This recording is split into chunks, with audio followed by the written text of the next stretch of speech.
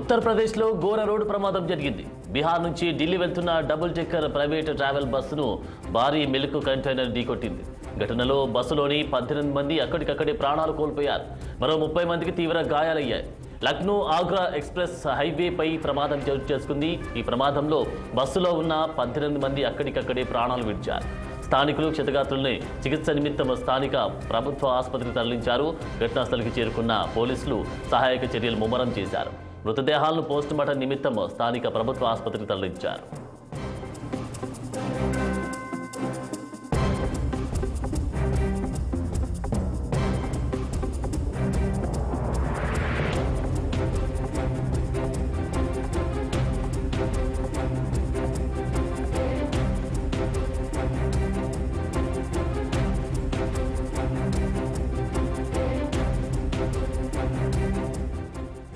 ఉత్తరప్రదేశ్లో ఘోర రోడ్డు ప్రమాదం జరిగింది. బీహార్ నుంచి ఢిల్లీ వెళ్తున్న డబుల్ డెక్కర్ ప్రైవేట్ ట్రావెల్ బస్సును భారీ మిల్క్ కంటైనర్ ఢీకొట్టింది. ఘటనలో బస్సులోని 18 మంది అక్కడికక్కడే ప్రాణాలు కోల్పోయారు.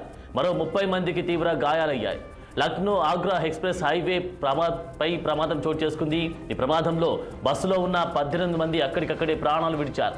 స్థానికులు క్షతగాత్రుల్ని చికిత్స నిమిత్తం స్థానిక ఆసుపత్రికి తరలించారు. ఘటనా స్థలికి చేరుకున్న పోలీసులు సహాయక చర్యలు ముమ్మరం చేశారు. మృతదేహాలను పోస్టుమార్టం నిమిత్తం స్థానిక ప్రభుత్వ ఆసుపత్రికి తరలించారు.